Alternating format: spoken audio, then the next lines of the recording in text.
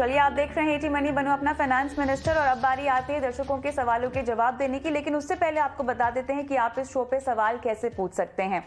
आपको अपने सवाल हमें व्हाट्सएप कर देने हैं 9619873567। ये वो नंबर है जहां पर आप अपने सवाल लिखित रूप में हमसे पूछ सकते हैं। इतना ही नहीं, आप चाहें तो अपने फ़ोन के कैमरा बोर्ड में जाएं और वीडियो शूट करें अपने सवाल की, और वो वीडियो आप हमें जो है इस व्हाट्सएप नंबर पर भेज सकते हैं। हम ये वीडियो स्क्रीन पर दिखाएंगे और हमारे एक्सपर्ट्स आपके सवालों के जवाब देंगे। तो शुरुआत करते हैं हमारे पहले दर्शक के सवाल के साथ, जो कि ट्विटर से हमारे पास आया है। राम कुमार जी का सवाल है, नवल, इन्हें अपने माता पिता के लिए इंश्योरेंस पॉलिसी खरीदनी है। इनकी उम्र 60 और 65 साल की है, तो जानना चाह रहे हैं कि क्या इस उम्र में इनको हेल्थ इंश्योरेंस कवरेज मिलेगा, और अगर मिलेगा तो किन किन बातों को ख्याल में रखना चाहिए। जो प्रीमियम है वो तो साफ तौर पे थोड़ा ज़्यादा होगा, लेकिन डिपेंड करता है, हमारे पास हेल्थ हिस्ट्री है नहीं इनके पेरेंट्स की, तो हम बता नहीं सकते कि प्रीमियम कितना भारी होगा। लेकिन सवाल ये है कि किस इंश्योरेंस कंपनी के पास जाया जाए सीनियर सिटीजन होने के बाद, अगर आपको अपने लिए हेल्थ इंश्योरेंस खरीदना हो तो। काफ़ी सारी इंश्योरेंस कंपनीज ऑफर करती है सीनियर सिटीजन्स प्लान्स, जो स्पेसिफिकली सीनियर सिटीजन्स के लिए बने हैं। उनमें से जैसे एक है स्टार हेल्थ, जिनका सीनियर सिटीजन प्लान काफ़ी पॉपुलर है, रेड कारपेट सीनियर सिटीजन। इसके अलावा रेलिगेयर केयर का भी सीनियर प्लान है, वो स्पेसिफिकली इस कैटेगरी को केटर करता है। जैसा कि इन्होंने बताया, काफ़ी लेट हो गए हैं हेल्थ इंश्योरेंस खरीदने के लिए, बट डेफिनेटली जो इनको प्लान मिलेगा वो एक तो कॉस्टली होगा, और दूसरी बात यह है कि जनरली इस तरह के जो प्लान्स है वो को पेमेंट क्लॉज के साथ आता है। को पेमेंट का मतलब ये है कि फॉर एग्जांपल अगर 20% का को पेमेंट है, तो इंश्योरेंस कंपनी सिर्फ 80% क्लेम देगी और 20% आपको अपनी पॉकेट से देना है। बट डेफिनेटली इंश्योरेंस नहीं होने से बेटर है कि आप को पेमेंट वाली पॉलिसी खरीद लें, क्योंकि 20% सिर्फ आपको अपनी जेब से देना होगा और बाकी इंश्योरेंस कंपनी बेयर करेगी। तो ये स्टार हेल्थ या केयर, इस तरह की, आदित्य बिरला, इस तरह की कोई भी कंपनीज में ये जाके हेल्थ इंश्योरेंस खरीद सकते हैं। और इनफैक्ट आजकल सीनियर सिटीजन्स के लिए काफ़ी सारी पॉलिसीज है जो विदाउट मेडिकल टेस्ट भी वो ऑफर करते हैं, तो वो भी एक्सप्लोर कर सकते हैं।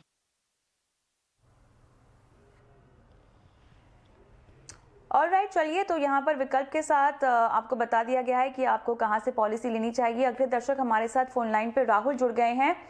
राहुल नमस्कार, बताएं अपने बारे में कुछ, कहाँ से बोल रहे हैं, क्या करते हैं, क्या सवाल है?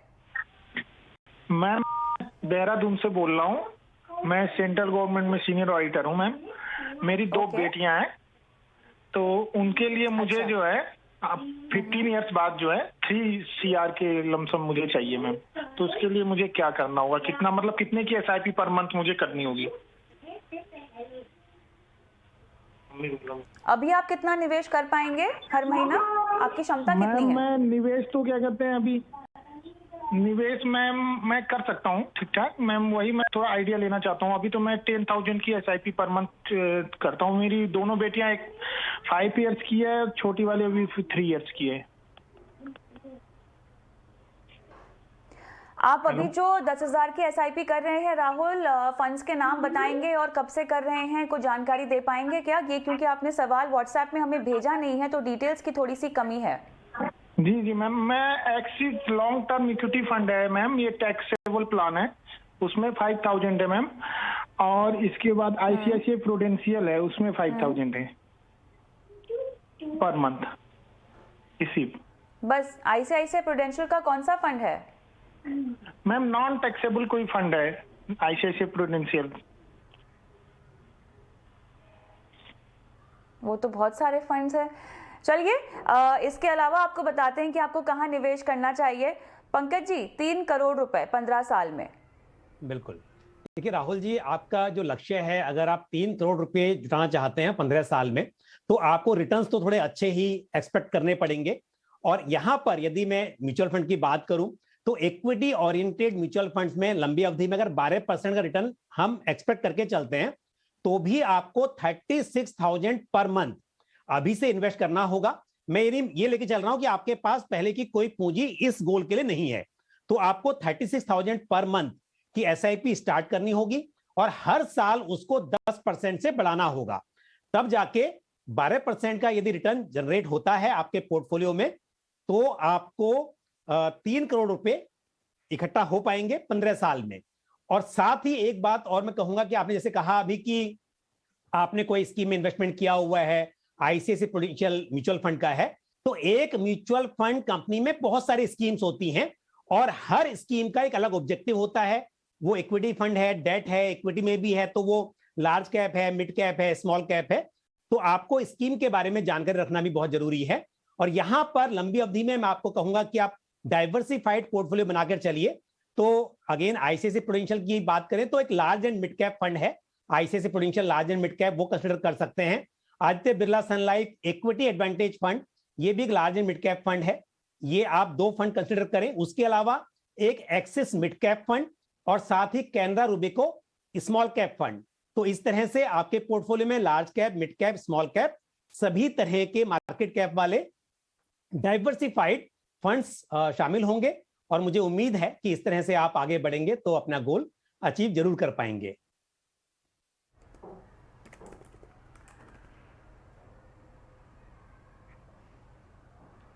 चलिए आगे बढ़ेंगे अगले सवाल की ओर। और हमारे पास अगला सवाल जगजीवन का आता हुआ दिखाई दे रहा है। इन्होंने भी ट्विटर पे से सवाल पूछा है मेरे ख्याल से। जगजीवन क्या हमारे साथ फोन लाइन पर है? मैम जी मैम। जगजीवन जी नमस्कार, आप फोन लाइन पर हमारे साथ हैं। सर बताएं, आपको बेस्ट पोर्टफोलियो चाहिए लॉन्ग टर्म के लिए, तो लॉन्ग टर्म तो बहुत लंबा होता है और बेस्ट पोर्टफोलियो की बहुत सारी परिभाषाएं होती हैं। आप पहली बार निवेश शुरू करना चाह रहे हैं सर? जी जी मैम, मैं पहली बार ही निवेश करना चाह रहा हूँ। सर को जानकारी दें मुझे, लंबी अवधि को कितने सालों में हमें समझना चाहिए कि आप निवेश करते रहेंगे, और साथ ही आपकी जो निवेश रणनीति है वो किस लक्ष्य के लिए आप अपनाना चाहते हैं? आप क्या शुरू ही कर रहे हैं अपने इन्वेस्टमेंट की अभी, तो रिस्क के लिहाज से आप बाजार को कितना समझते हैं? जी मैम, मैं 10 से 15 साल के लिए इन्वेस्टमेंट करना चाहता हूँ और मैंने आपके चैनल के माध्यम से ही ये किया था शुरू म्यूचुअल फंड के बारे में।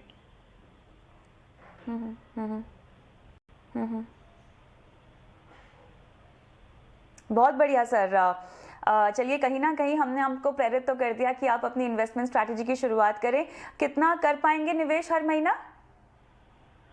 जी मैम, मैं 5 से 10 हजार तक के करीब कर पाऊंगा।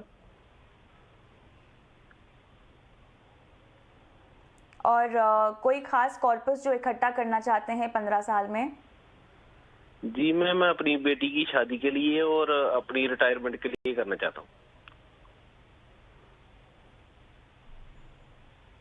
चलिए फिलहाल तो शुरुआत करें, क्योंकि आपको अपने लक्ष्यों को थोड़ा डिफाइन करना होगा। बेटी की शादी और खुद के रिटायरमेंट के लिए आपको कितने पैसों की ज़रूरत होगी। मैं चाहती हूँ कि ये निवेश की जो सलाह है वो सुनने के बाद थोड़ा सा आप खुद होमवर्क करें, सोचें समझें 15 साल के बाद बेटी की शादी और अगर आपका रिटायरमेंट हो रहा है तो आपको कितने पैसों की ज़रूरत होगी, और उसी के मुताबिक अपने निवेश को बढ़ाने की भी कोशिश कीजिएगा।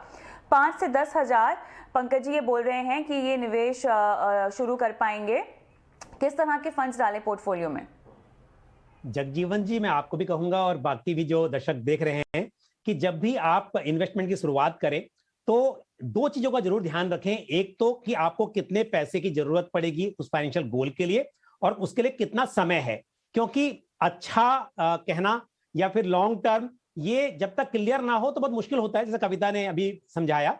तो अब यहां पर क्योंकि अगर 10-15 साल की बात कर रहे हैं, हालांकि आपने ये नहीं बताया कितने अमाउंट की जरूरत है, लेकिन जो 5-10 हजार रुपया आप करना चाह रहे हैं तो मैं कहूंगा कि डाइवर्सिफाइड फंड्स में कीजिए। और अगेन स्कीम का नाम मैं डायरेक्टली बता देता हूं आपको, ICICI Prudential large and mid cap fund, इसको आप शामिल कीजिए। और साथ ही आप एक एक्सिस मिड कैप फंड को, ये मिड कैप फंड है, इसको शामिल कर लीजिए। और क्योंकि 10-15 साल की बात कर रहे हैं तो स्मॉल कैप फंड भी अपने पोर्टफोलियो में रखिए, कैनरा रूबिको स्मॉल कैप फंड, ये सही रहेगा। तो इस हिसाब से आप शुरुआत यहां से कीजिए। लेकिन यदि कभी दोबारा सवाल भेज सके कि कितना अमाउंट इकट्ठा करना है और कितना समय रहेगा, तो उसमें क्या होता है कि एक स्ट्रेटेजी बनाई जाती है कि इतने समय तक आप इन फंड्स में रहिए, उसके बाद आप डेट में थोड़ा स्विच कर सकते हैं, पोर्टफोलियो को रीबैलेंस कर सकते हैं, वो थोड़ा और समझाना आसान हो जाता है।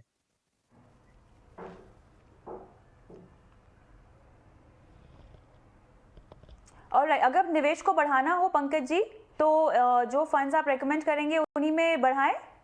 हाँ बिल्कुल, क्योंकि मैंने लार्ज एंड मिड कैप भी बताया है, मिड कैप भी बताया और स्मॉल कैप भी यहाँ बताया है, लेकिन एक फंड में चाहता हूं दर्शकों को कि वो ऐड करें, मतलब जैसे इन्होंने पूछा, वो है इंटरनेशनल फंड। लेकिन अभी इस वक्त पर क्योंकि इंटरनेशनल फंड्स में सब्सक्रिप्शन थोड़ा सस्पेंडेड है, तो मैं अभी वो रेकमेंड नहीं कर रहा हूं, किसी स्कीम का नाम नहीं दे रहा हूं, लेकिन फिर भी ईटीएफ के जरिए या किस तरह से आप कर सकते हो, तो वो भी थोड़ा पोर्टफोलियो डाइवर्सिफिकेशन के हिसाब से रहना चाहिए लॉन्ग टर्म में। और अगर शॉर्ट टर्म की बात हो तो फिर हम जरूर यहां पे डेट फंड्स को भी शामिल करने की सलाह देते हैं।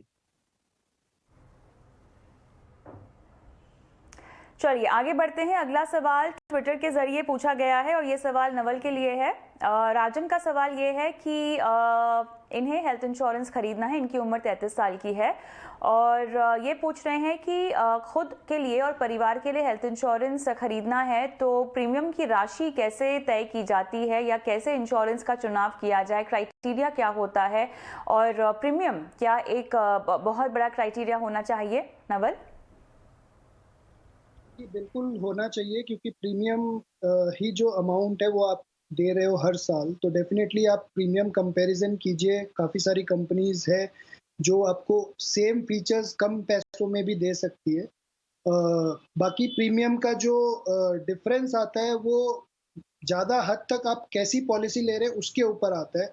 अगर आप फुल्ली लोडेड एक कॉम्प्रिहेंसिव पॉलिसी लेते हैं वर्सेस एक बेयर बेसिक पॉलिसी लेते हैं, फॉर एग्जांपल जिसमें सिर्फ नॉन एसी रूम कवर्ड है, वर्सेस एक फुली कॉम्प्रिहेंसिव पॉलिसी लेते हैं जिसमें सिंगल एसी रूम कवर्ड है, तो डेफिनेटली प्रीमियम का काफ़ी डिफरेंस आ जाता है। इसके अलावा मैं सजेस्ट करता हूँ कि आप फैमिली फ्लोटर पॉलिसी लिए, क्योंकि अगर आप इंडिविजुअली अगर सबकी पॉलिसीज लेते हैं तो वो काफ़ी महंगी पड़ती है कंपेयर टू एक फैमिली फ्लोटर प्लान। बाकी आप फीचर्स डेफिनेटली कंपेयर करें। फॉर एग्जांपल अगर आप मैटरनिटी कवर नहीं चाहते हैं तो वो ना लें, क्योंकि उसका अननेसेसरी आप एक कॉस्ट दे रहे होंगे, तो आप फीचर्स उतना ही लें जो आपको ज़रूरत लगती है। अगर आप फॉर एग्जांपल अगर आप सिंगल एसी रूम का कवर लेते हैं बट आपको कंफर्टेबल है कि आप नॉन एसी रूम में भी जाके इलाज करवा सकते हैं, तो डेफिनेटली उस फीचर के लिए आप क्यों पैसे दें। तो आपको कहीं ना कहीं प्रीमियम और सम एश्योर्ड का एक बैलेंस स्ट्राइक करना है। आज के समय में अगर आप मेट्रो सिटीज़ में हैं तो कम से कम 10 लाख का सम एश्योर्ड लें, और अगर आप नॉन मेट्रो में हैं तो कम से कम 5 लाख, ये हमारी रिकमेंडेशंस होती है। बाकी जिस तरह से मेडिकल कॉस्ट बढ़ती जा रही है, डेफिनेटली ज़्यादा से ज़्यादा कवर जो आप अफोर्ड कर सकते हैं वो लें, क्योंकि जैसे जैसे आप कवर बढ़ाते हैं आपका प्रीमियम उसी प्रोपोर्शन में नहीं बढ़ता है। अगर आप 10 लाख का कवर ले रहे हैं, अगर 15,000 की पॉलिसी, तो ये ज़रूरी नहीं कि 20 लाख का कवर आपको 30,000 की आएगी, क्योंकि जैसे जैसे प्रीमियम जैसे जैसे सम एश्योर्ड बढ़ता है प्रीमियम थोड़ा अमाउंट बढ़ता है, तो आप हायर सम एश्योर्ड लेने की कोशिश करें, क्योंकि मेडिकल कॉस्ट हर साल बढ़ता जा रहा है और आप फ्यूचर के बारे में सोच के पॉलिसी लें। अगले कॉलर हमारे साथ फोन लाइन पर हैं बीपी सिंह। नमस्कार बीपी सिंह सर, क्या हालचाल, कहाँ से बोल रहे हैं? मैम नमस्कार, मैं मेरठ से बोल रहा हूँ, मैं रिटायर्ड डिप्टी एसपी हूँ। सर बहुत अच्छा लगा आपका सवाल आपने हमें भेजा है, बताएं। 70 लाख आपको निवेश करने हैं मैं सर? अभी रिटायर्ड हुआ हूँ तुरंत ही, तो मैं लगभग 70 लाख रुपए का निवेश करना चाहता हूँ और ये चाहता हूँ कि ये मतलब मुझे अच्छा रिटर्न मिले, और इसके साथ साथ में ये ठीक है, और इसके साथ साथ मैंने, क्योंकि मुझे मतलब पेंशन मिल जाती है 60,000 रुपए लगभग, और मेरी वाइफ भी टीचर है, तो मैं ये चाहता हूँ कि इसको मैं इक्विटी में कितना रखूं, म्यूचुअल फंड में कितना रखूं, और दूसरे उसमें किस तरह से जमा करूं। मैंने बीमा भी करा रखा अपना बच्चों का, पूरे फैमिली का, मतलब इससे HDFC वाला। अच्छा सर, आपने बहुत अच्छी प्लानिंग की है, सब कुछ इतना प्लान कर लिया है, फिर रिटायरमेंट के बाद की लाइफ की प्लानिंग क्या है उसके बारे में भी हमें कुछ सीख दे दीजिए, बिकॉज आपकी प्लानिंग से तो हमें काफी कुछ सीखने को मिल रहा है। नहीं मैम, ये तो आपकी मेरी खुशनसीबी है और आपका ये बड़प्पन है, आप पूछ रही हैं। लेकिन मेरा इतना ही कहना है कि वैसे तो अभी मेरी बेटी की शादी होनी है, बच्चे मेरे दोनों पढ़ रहे हैं अभी। जी जी, अच्छा अच्छा, चलिए बताते हैं। अच्छा लगा कि आप रिटायर होने के बावजूद भी इक्विटी बाजार में निवेश करने में रुचि रखते हैं, और मेरे ख्याल से कहीं ना कहीं ये आपकी प्लानिंग का भी नतीजा है कि आप ये रिस्क ले सकते हैं और इस रिस्क को समझते भी हैं। पंकज जी, 70 लाख रुपए अब इन्हें निवेश करने हैं। इनकी रेगुलर इनकम की कोई दिक्कत नहीं है, वो अपने आप इन्होंने सॉर्ट आउट कर लिया है। तो अब बताएं 70 लाख रुपए कैसे निवेश किए जा सके ताकि ये अच्छे से अच्छा रिटर्न कमाएं। बिल्कुल, देखिए आपकी पेंशन है तो आपको कैश फ्लो का तो कोई टेंशन है नहीं, लेकिन फिर भी मैं कहूंगा कि आपको थोड़े पैसे जो फिक्स्ड इनकम जनरेटिंग स्कीम्स हैं, जैसे कि सीनियर सिटीजन्स सेविंग स्कीम है या प्रधानमंत्री व्यय वंदना योजना है, या फिर government of India floating rates bonds हैं, इस तरह के इंस्ट्रूमेंट्स में, इस तरह की स्कीम्स में भी थोड़ा पैसा इन्वेस्ट करना चाहिए। मैं ये नहीं कह रहा हूं कि पूरी लिमिट जो 15-15 लाख की है मान लीजिए तो आप वहां पर कर दें, लेकिन थोड़ा पैसा इस तरह की स्कीमें जरूर करें। उसके बाद आपने जैसा कहा कि इक्विटी और म्यूचुअल फंड, तो मैं डायरेक्ट इक्विटी में इन्वेस्टमेंट करने की सलाह आपको नहीं दूंगा, क्योंकि वहां पर जब तक आपको बहुत अच्छी नॉलेज ना हो तो वहां करने से फायदा नहीं है। उसके बजाय आप इक्विटी ओरिएंटेड म्यूचुअल फंड्स में कर सकते हैं। अब क्योंकि रिटायरमेंट के बाद आप निवेश कर रहे हैं और अभी आपने बोला कि कुछ फाइनेंशियल गोल्स भी आपको अचीव करने हैं, बेटी की शादी और दूसरा आपने कुछ गोल बताया, तो इस हिसाब से मैं कहूंगा कि जो पैसे इन्वेस्ट कर रहे हैं म्यूचुअल फंड्स में करें, या तो आप थोड़ा इक्विटी म्यूचुअल फंड, थोड़ा डेट ओरिएंटेड म्यूचुअल फंड में कर सकते हैं। अदरवाइज मैं कोई स्कीम बता रहा हूं आपको, जैसे कि ICICI prudential balance advantage fund, ये हाइब्रिड फंड है, इक्विटी और डेट दोनों में निवेश करता है, और इक्विटी और डेट का जो एलोकेशन है वो भी टाइम टाइम पर इसमें बदलता रहता है समय के अनुसार। तो ये अच्छी स्कीम है, आप इसमें कर सकते हैं। एक जैसे Aditya Birla Sun Life equity savings fund है, इसमें इक्विटी एलोकेशन कम रहता है, तो इसमें थोड़ा उतार चढ़ाव की संभावना कम रहेगी। इस फंड को भी आपने पोर्टफोलियो में शामिल कर सकते हैं। एसबीआई कंजर्वेटिव हाइब्रिड फंड, ये भी एक फंड है जिसको आप देख सकते हैं, इसमें भी इक्विटी काफी कम है। और साथ ही एक कैनरा रूबिको इक्विटी हाइब्रिड फंड, इसमें थोड़ा इक्विटी 65% या उससे ज्यादा रहेगी। इस फंड को शामिल करें। और थोड़ा सा आप चाहते हैं कि और रिस्क लें, तो फिर एक आप large and mid cap fund जैसे Aditya Birla Sun Life equity advantage fund, ये एक diversified large and mid cap fund है, इसमें भी थोड़ा इन्वेस्टमेंट कर सकते हैं। और ध्यान रहे पैसे को एक साथ इन्वेस्ट ना करें कि बड़ा अमाउंट आप इन्वेस्ट करना चाह रहे हैं। मार्केट आप देख रहे होंगे आजकल थोड़ा सा उतार चढ़ाव की यहाँ पर ज्यादा संभावना बनी हुई है, तो आप स्टैगर्ड मैनर में इन्वेस्ट करें। अगर आपको 40 लाख भी इन्वेस्ट करना है तो उसको अगले 3-4 महीने में पूछना भी है। पंकज जी, उनका भी एक सवाल पूछ लेते हैं, समय लगभग खत्म हो गया है। बीपी सिंह जी क्या बोलना चाहते हैं सर, आप बताएं। संभावना बनी हुई है तो आप स्टैगर्ड मैनर में इन्वेस्ट करें। अगर आपको 40 लाख भी इन्वेस्ट करना है तो उसको अगले 3-4 महीने में पूछना भी है। एक सवाल पूछ लेते हैं, समय लगभग खत्म हो गया है। बीपी सिंह क्या बोलना चाहते सर, सर टीवी की आवाज आप बंद करके मुझसे फोन पे बात कीजिएगा।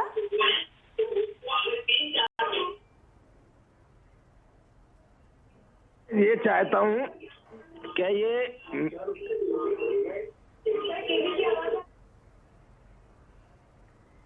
जी पूछिए। हाँ मैम, मैं ये चाहता हूँ कि जैसे तो यहाँ वो पर तो मैंने भी जानता हूँ कि हाँ बोलिए सर। और वो काफी कम भी हो गए हैं, उससे मुझे चिंता नहीं है ज्यादा। चलिए यहाँ पे संपर्क टूट गया है, लेकिन उम्मीद करते हैं कि इनको आगे बढ़ते हैं। मेरे ख्याल से इन्होंने सलाह शायद सुन ली होगी। संपर्क टूट गया है। फंड्स के नाम आपने रेकमेंड कर दिए हैं। बस एक चीज मैं पूछना चाहती हूँ पंकज जी, ये कैसे डिवाइड करें इन पैसों को, क्योंकि 70 लाख राशि बहुत बड़ी है।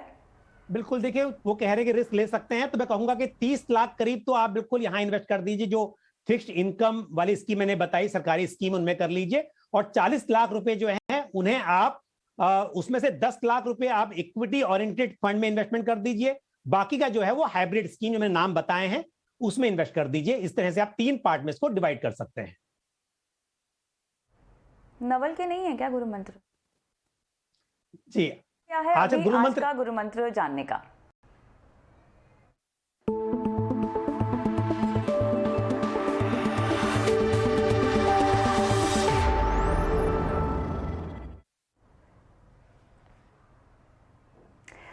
बताएं पंकज जी, क्या है आपका निवेशक गुरु मंत्र? यस, पोर्टफोलियो को समय समय पर रीबैलेंस जरूर करें, क्योंकि जब मार्केट में गिरावट आती है तो उस वक्त देखा जाता है कि पूरा इन्वेस्टमेंट यदि इक्विटी में हो तो जोखिम बहुत बढ़ जाता है। तो आप समय समय पर पोर्टफोलियो को रिव्यू और रीबैलेंस जरूर करें।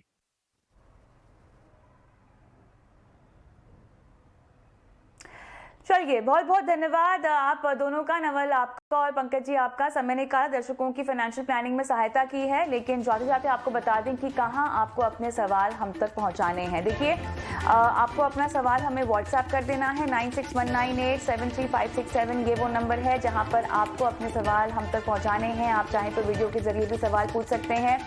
वीडियो शूट कीजिए और अपना सवाल हमें व्हाट्सएप कर दीजिए इस नंबर पर। दीजिए इजाजत, नमस्कार।